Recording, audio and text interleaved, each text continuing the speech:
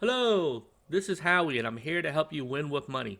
In today's episode, we're going to answer this question: is the stock market and options market, are those zero sum games? The reason why we're going to address this, there's a lot of misinformation on the internet, and if you Google it or read it in some of the forums, some people still don't know. Some people give you maybe a half truth or misleading information. So, in this episode, we would like to address it all. I'll do my best to explain it. I know it won't be perfect, but I will do my best. And you can hit the like, subscribe, and comment below and tell me what you think. But again, will it be a perfect explanation? No, I will do my best. And of course, there's always going to be people who will disagree, and I welcome that. I'm not here to convince you if you believe it's otherwise, but I'm open to listening and having a discussion among why you think that is not right. All right, so let's go on to this episode. Just a quick warning, it is a little bit long, so please make sure you have some time to watch the full thing. But I believe me, you're going to learn something new, and what I would like to show you is how I explain this. So the first thing is, let's start with the question again. Is the stock market the same as options market? Both are zero sum games. And the common logic that you hear is, for every buyer, you have to sell. You need a seller. And so you exchange the difference in price between the transaction. So if I made a $10 profit, well, the profit is coming from this new buyer who's willing to pay me whatever price I'm selling it for.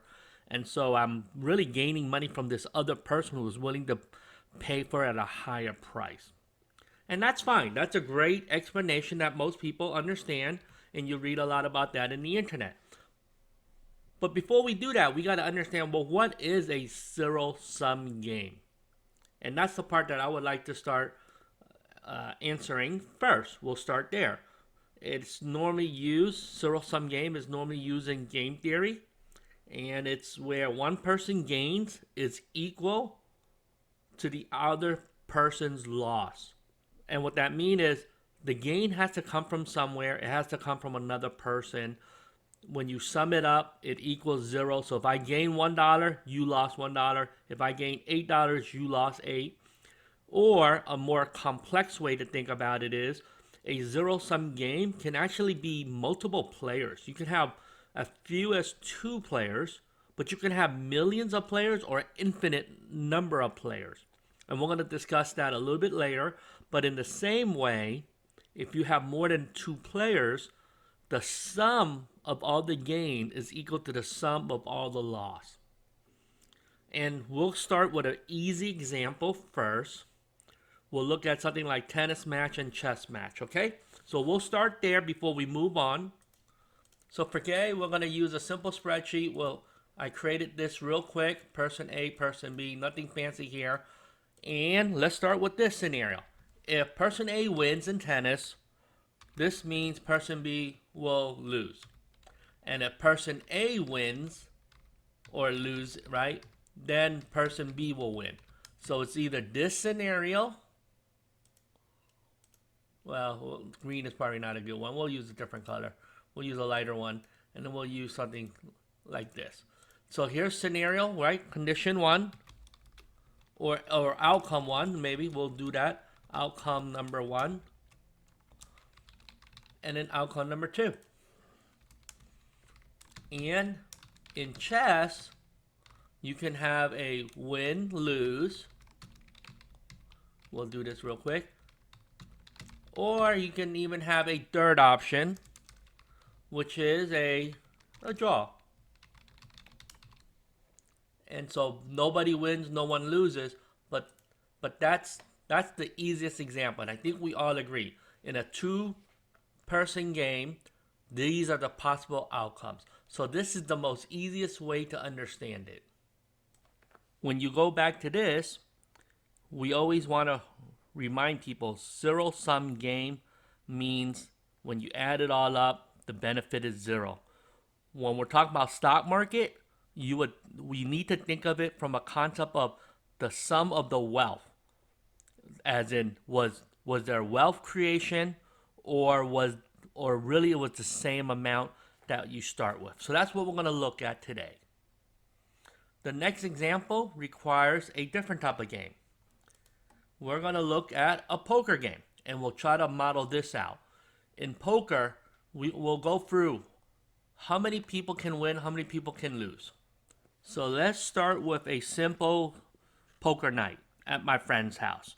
We'll have five total friends, each with 100 chips starting. So what I would like to do is ask this question. At the end of the night, what are some of the possible scenarios of who wins and who loses? So let's try to figure this out. I'm going to create a position here. We'll do starting chips. Here you go. What I would like to do is show you how this works. And because each person has total chip count, it's over here. We're going to do something as simple as, oh, you know what? If we're going to do something like this, we need to do the word. And then we'll do the summation of that. In order to do this easily, I'm just going to do something like, if you have one winner, that means this person can have greater than 100 chips, right? More than 100 chips. But what that means is, regardless of how many chips this guy has, we don't know. But it's less than 100. But the total chip count is always going to be 5. And that's how poker works. Now, what happens if you have two people? Not winners, but let's say, okay, maybe we'll use winners for now. But two people with over 100 is possible. But that would mean the other three have less chips. And this scenario can go on, right? Throughout the game, as you're playing, if you measure based on how many people have over 100 chips, this is sort of the likely result. And the last scenario would be 4 winners, because it is possible that this person is losing and all the chips are flowing into these players. But the total chip count is the same. Can you have 5 winners? Can everybody have more than starting? The answer is no. So you can't have 5 winners, but you can have 1 winner with 4 losers. You can have 2 winners with 3 losers, right? And it doesn't matter if it's person A, B, or C. And what I mean by that is, we can say, well, this person could be the winner, this guy could be the loser. So it doesn't really matter how you put this out here. I'm not going to graph all the permutations for you, but you understand the theory of what I'm trying to get to. So these are all the things that can happen. And in a poker tournament, we all understand that the one winner is generally the person with all the chips, and all these people have 0 in a tournament. If you're playing, and again, this is just common sense, but if you're playing for 4 hours, there's no way you're going to have one winner. So what sometimes you do is you just count up the chips, and whoever the big pile wins, because it's the most chips. But this is just common sense. This is why I use this greater than 100, so you can understand how this works. It's the person with the most chips. So what does this mean? Zero-sum game.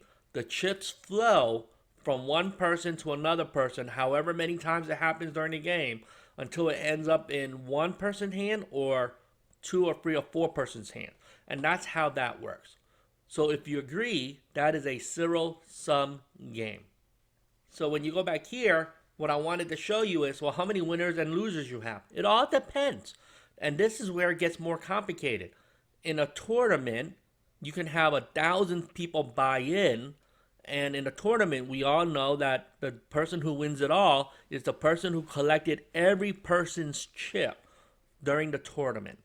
But the interesting thing is, the total value of the chips doesn't magically go up, nor does it magically disappear. If you have 100 chips per person and you got 100 people playing, you can easily multiply 100 chips by 100 players equals your 10,000 chips. All right, so now that you get that, let's go back to this question. Is the stock market the same? So if you did a single stock transaction, it is a true statement. Every buyer will have a seller, and the new person who's buying it is paying more than the previous person. And so yes, that is a true statement. And in options and futures, you can Google that. Most people understand option and futures are a zero sum game. So real quick, I'll try to mock this out real quick for you. Here's a scenario where person A has $100 of a share. We'll put that over here. Now we're going to mock up a scenario real quick. And here you go. The stock price goes from $100 to $110. Person A decides to sell his shares, and person B is the buyer. So he buys it at the current market price at 110. You see, so that's what happens. The net difference of what he collects and what this guy pays is zero. That's a zero sum game. For every buyer, there's a seller.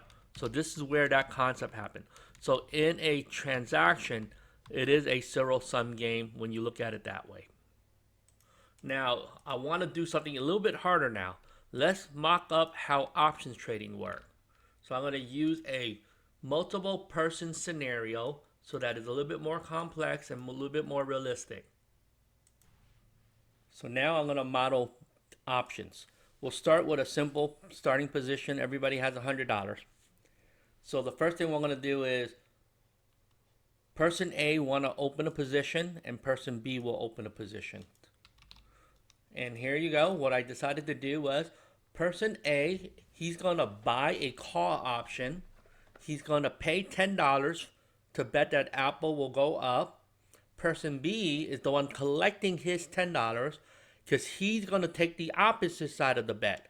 He's going to sell to open, or again, we're going to use a simple scenario, whether he has a cover call or he's doing a naked call. We don't know and we don't care, but he may have cash to pay for the 100 shares. So he's going to take the opposite side of the bet. So that's what this means. For all the option players, you understand that one guy is doing a buy to open, a long call, and this guy is doing a cover call, which is he will do the opposite side of the bet. So this is the first thing that happens. At the end of the day, this is the net total. So that would be sort of the total at the end of move number one. One guy collected the money. Now, in a perfect world, there's no commissions, and that's how it will work. But remember, if you minus less fees or commissions, right? In the real world, there's commissions. So money is going into the system that allows you to do this exchange, which is your broker.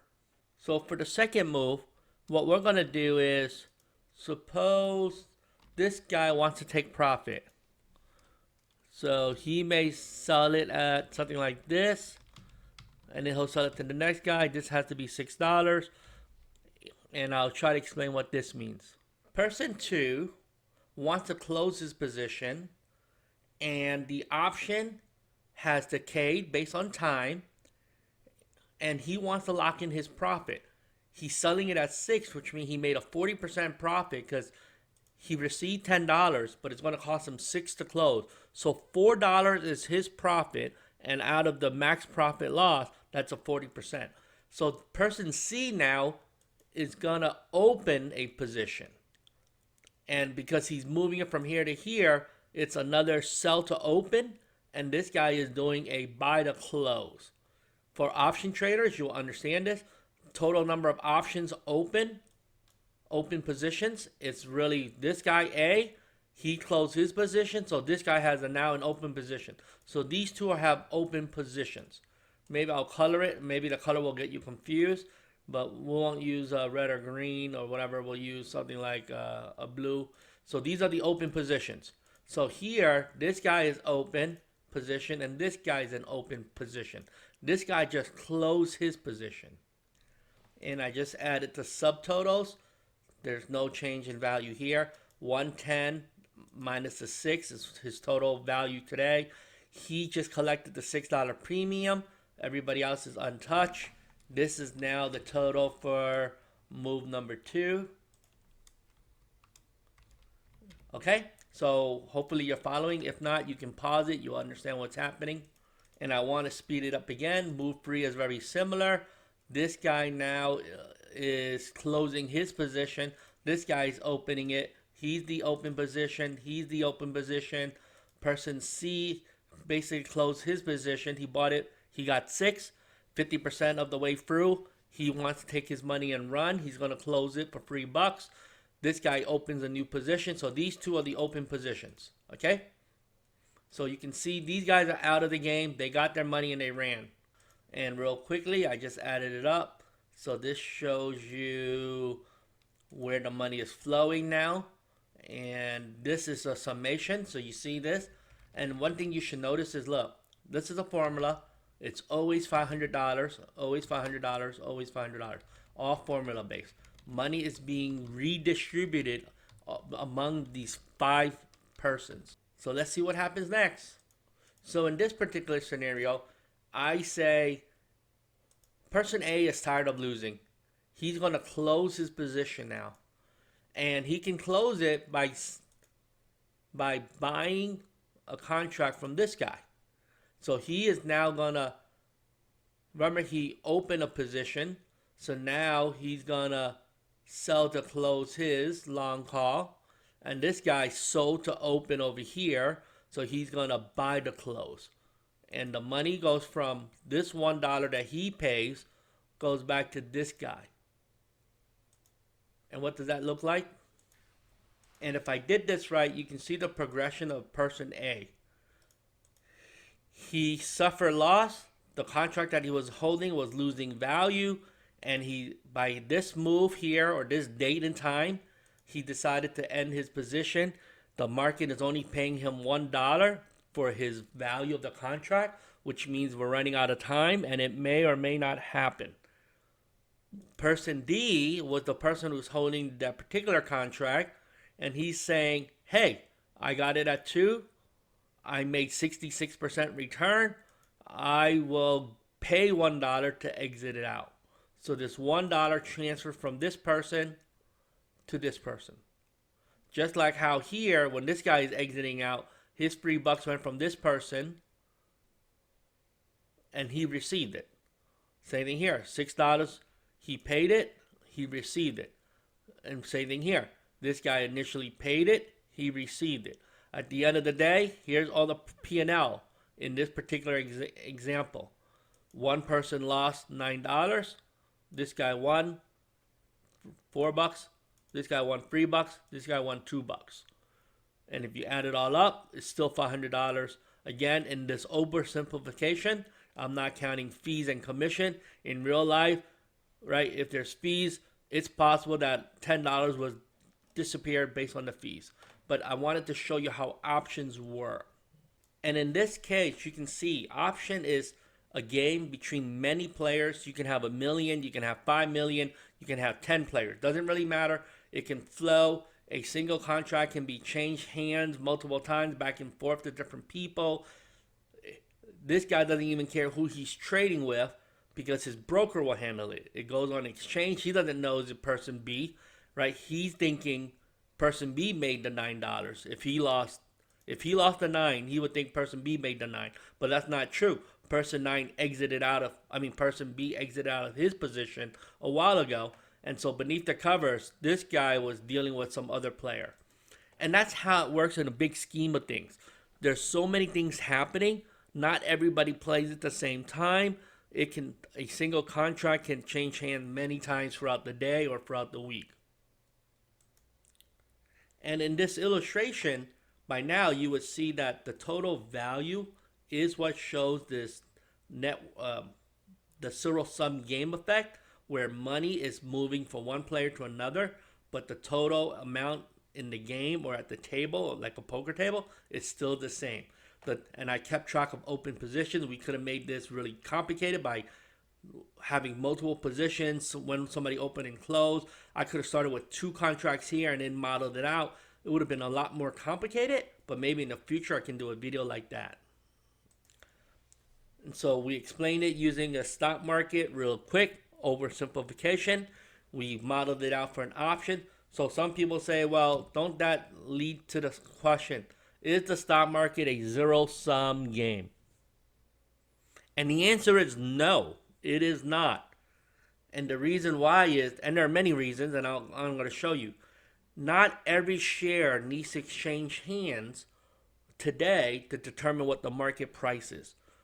In theory, all you need is a single share to trade today to see what the current price of the shares are worth and how much the value of the company is worth. If you take the number of shares times the current or the last market price, that's how you get market cap. And I'm going to explain that real quick. So we'll model this out real quick for you. I'm going to start off with a really simple example. Only person A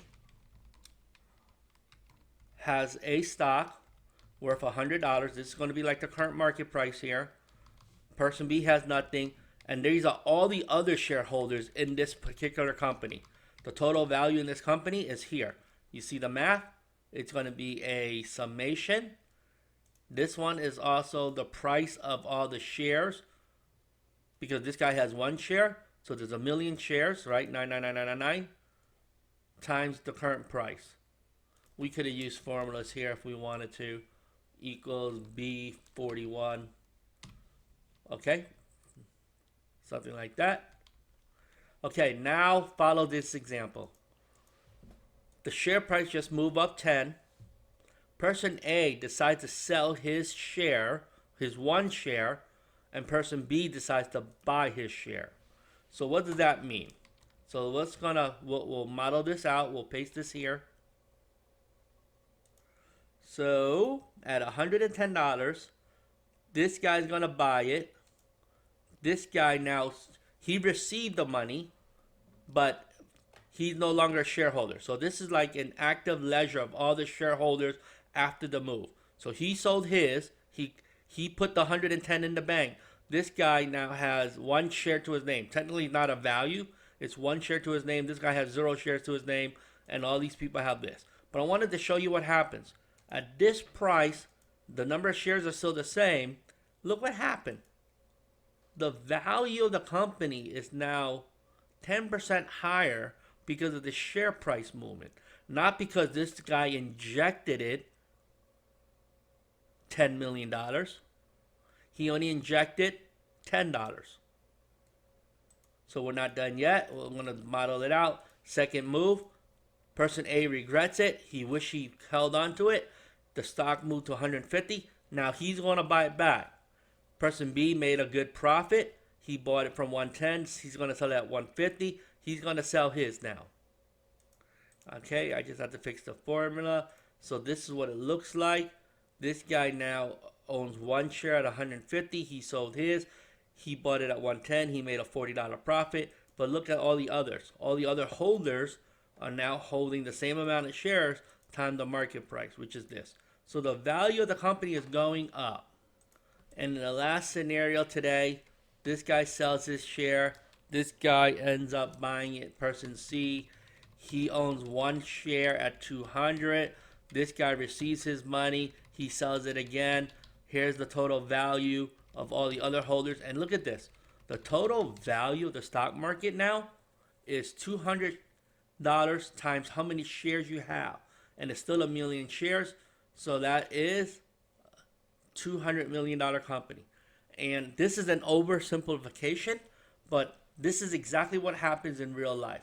And I'll show you what I mean real quick using a different example again. Let's figure out how much is the average volume for Apple. We'll go here. Let's go to the Apple. This is the average volume for Apple once this thing loads. Ooh, it's taking a little bit of time. It's loading still. And here you go. Average volume is right here. So here's today's volume. You see that? It's constantly flowing. And what you care about is this number here. Shares outstanding. 16.79 billion shares. I did a Google search, and you see the number is very similar. Apple shares, 16.788 billion shares. And just to double check the math, I put a formula in here. You see this is number of volume, this is total shares. This is total shares outstanding. So in an average day, less than half of the total shares are traded. And this is important because this is exactly the point. You don't need every share to change hand forever to do this zero sum game thing. You see, in this example, when we look at the stock, you say, but look, for every buyer, there's a seller. And that's a true statement. But what you don't see is one share or 100 shares or 100 million shares is traded every day, but it's not the total volume. The volume never exceeds the total outstanding. And even if it does, that's only for one day, right? You can say, well, maybe there's a zero sum game for that one day, and that is a true statement. The value of what's traded in the day it sums up to zero. But what happened is there are other chips that you didn't count if you're only looking at one day, and this is why it's a little bit more complex to understand this. You got to look at the total value, because the definition that we started with is a zero sum game always nets to zero. But in the stock market, if everybody put in chips and at the end of the day the company is worth just the amount of chips put in, then the stock market generated no wealth. But stock market doesn't work that way. It does work in a sense where the shares are worth lower. People buy into the game, or they get stock options, or they get shares. And then as they change hands, more people are buying at a higher price. So the value does increase because there is some new cash coming in, and the valuation gets pushed up. But over time, because there's generally speaking, it doesn't even matter if it's 100% of the shares are traded per day or not. That's not even the factor. Over time, though, because of the way it works, you are generating wealth because on average, you're only trading a fraction of all the shares outstanding every day. If it was trading every day that way, then you can see how new money has to come in to support the current market price. But it doesn't work that way. We understand that prices gap up. When good news happens, the shares go up, and you're like, well, why did it jump $5 or $10 or $20? That happens all the time. And for those who are following the GameStop news, now the stocks are dropping. It just dropped $100 today, or 40%, and money can magically disappear out of nowhere. Also, everybody who's holding shares in GameStop could be losing money if you got in at a higher price. But hopefully you understand this. So this explains why the stock market creates wealth. Another way to look at it is this. If Apple is worth $2.2 trillion now, about a year ago, it was worth less than $1 trillion. And if you go back 5 years, you see the value was even smaller. So where did this money come from? Did all of that come in from new people adding new money in? And some of it did. So the answer is yes, it did. Some of it did come from new money coming in. But on average, there is this magical wealth creation that come out of nowhere. So hopefully you understand that. But I wanted to address one last thing. Here's an article written by someone else. If you Google it, there's not a lot that says, is the stock market a zero-sum game or not? So I wanted to present the other side of the argument, which is stock market zero-sum game. And here's the article that I'm going to show you right here. But if you look at it, you know, there's other people trying to explain it, and you're going to get different answers here. As you can see, there are other videos out here. I actually don't like other people's videos. You can watch them and see what they say. That some people use a strange way to explain why it's not. They bring in things like, whatever, future value, and they're explaining how a share is being priced. And while some of that is interesting when you want to understand how people determine a share price, that is not even needed to understand how shares are handled. And I already mocked it up in the spreadsheet where I showed you if somebody is willing to pay for it today for a particular price, yes, those two persons who are exchanging the shares, That's what one person is willing to agree to pay for and one person willing to accept for it. But that's not why it's not a zero sum game. And again, watch other people's videos and you'll see. But I want to talk about this article here. This is the one that I want to talk about because if you read this, this is by a big company. Morningstar is a big company. It goes and talks about, is it a zero-sum game, blah, blah, blah. One side wins, one side loses. And then he talks about cost. The two traders will lose the difference between the stock bid and ask price. And this gets into really complicated stuff because it's understanding, yes, stock price, there's a difference. And then look, it's not a zero-sum game because it's actually negative. Okay? So now they're saying if you factor in costs, it's actually the person who wins is the brokerage company, and between the two participants, the buyer and the seller, those people are actually going to lose money. So if you keep on reading here, this is a world famous, right? William Sharp is world famous in this negative sum case on his write up here, the arithmetic of active management. Now, I think I understand what he was going with that, right? Because he's talking about things like how do you beat an index fund, this and that, and he talked about the case of management fees. But you want to go through all this. You see it says, the careful to note that although all trades sum zero, the subset of mutual fund trades may not. And it talks about this really weird concept. The counter argument is plausible because Sharp published institutional held fewer stock dollars than individuals, blah, blah, blah.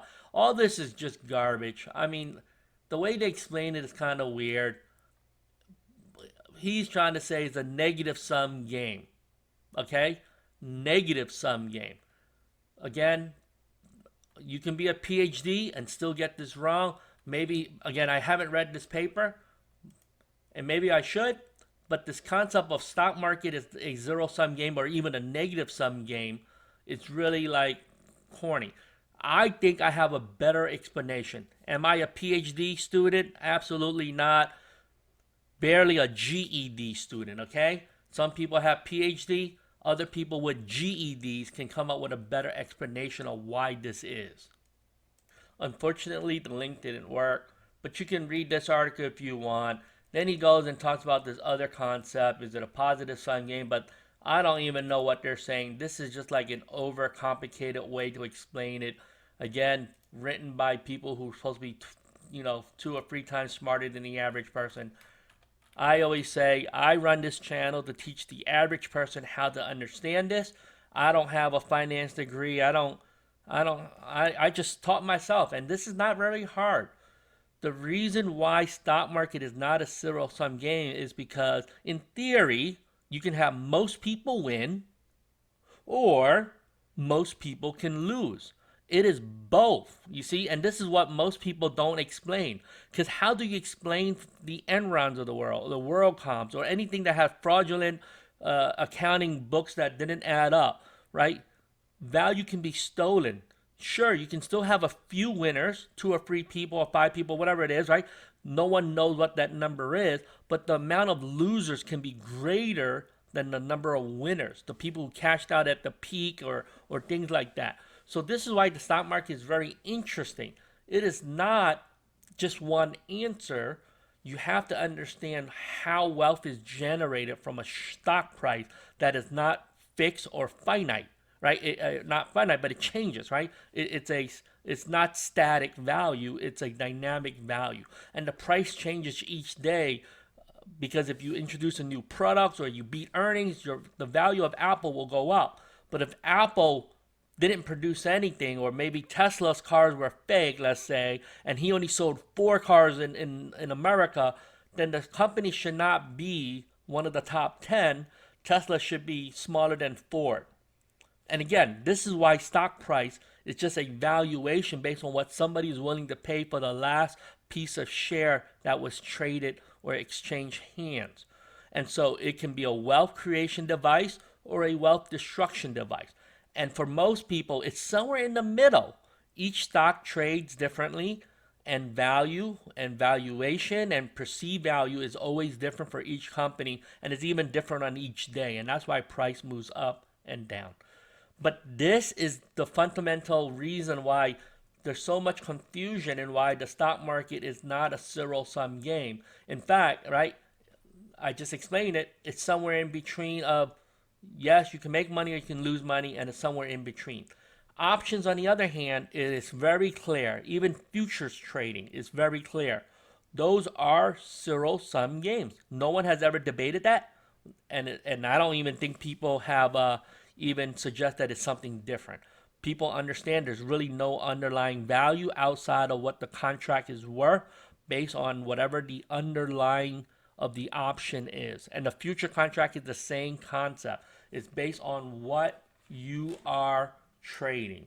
And a future, all it is just a derivative contract, right? That promises something in the future date and a future price. That's all it is. Options is very similar. So those are zero-sum games. And why is this important? I think it's important because people need to understand how money is made or lost in markets. So when you understand that the stock market does, on average, generate wealth for some people or most people, you can feel confident that there's ways to make money. It is also possible that there's always risk. It is possible that every company can go to zero or go down in value, and so everyone can lose. That is always possible. So what I like to look at is a valuation is somewhere between 0 to infinity. And on average, it creates more wealth, right? Or a net positive. For some people who play the market very weird or different, they can lose money. If you read studies on day traders, there's a small percentage of people who win. I don't know what the number is, maybe 5 to 10% of people who win, which suggests that some people may break even, right? Maybe 10% of the population will break even. But it also suggests that means more than half or 60, 70, or 80% of people actually lose money in day trading. And the same can be said about options and futures. While we understand that it's a zero-sum game, the other myth is that people assume half the people will win and half the people will lose. And that's not a true statement either. Just like poker, the chips can flow into a smaller set of players. So if you have 1,000 players in a room, at the end of, let's say, 2 days of poker, it is possible that all the chips are now in the hands of, let's say, 15 players. And stock market is very similar. It doesn't go into one player because there's always new players entering. It's not like the tournament ends. It's not like no new players can come in. And you see, this is why it's really good to understand how it works. Stock market is an open poker table. As you lose your money, you walk away. And if you earn a new paycheck, or you sell your car, or you sell your diamond ring, and you come back to the poker table with new cash. And the players that are constantly winning generally don't want to leave the room. They're still playing. And I have heard some of these people are the ones who play for 20, 30 years, and they consistently make money. But they're making it from someone who's losing money, or new players who are losing money. And this is the part that's really interesting. I love the math because I do believe in the studies. They suggest that 20% of people who trade options are the ones making money or less, which means there's a lot of you guys, a lot of players who are losing money. And I hope you guys get that, because I never want to underestimate the risk with stock market or with trading. And you have to level up. This is the time to win with money. If you don't understand this, there will be losers, or you may be the one left holding the bag and losing money. With that being said, hopefully you understand this. I know I'm not here to please everyone who listens to these videos. I may not even convince one of you, but if I did, I'm glad I did. I'm here to help you think outside of the box. I'm here to show you why sometimes these things are missed. And I'm here to show you why the math works and how the math works, so that you can understand why these things are what they are. Because even G.I. Joe said, knowing is half the battle. When you know, you're educated, you can make better decisions as a stock trader or an options trader. Once you understand the risk and the reward, you understand how to structure your trading plan around what you know. And that is a slight edge. If you implement it correctly, you have an edge to help you win with money consistently. And again, I always say it's not for 1 week or 2 weeks. Anybody can win 1 week or 2 weeks or even 1 year or 5 years. Do it for 10, 20, 30, 40 years. You'll see who the real players are. You'll see who the real winners are. It is easy to win on the short term, but do it consistently. Anyway, that brings this episode to an end. I hope you watch some of my other Exposed by Math videos. I have a lot of other interesting topics that you may want to look at. Maybe you don't care, maybe you do. But again, I try to show you through the math, explain it. You may or may not agree, but I'm hoping that these videos can open your eyes and rethink of what you've been taught, or maybe even rethink some of the myths that you heard. With that, I do want to say let's do this together. Let's do this $1 at a time. And as always, have a profitable day.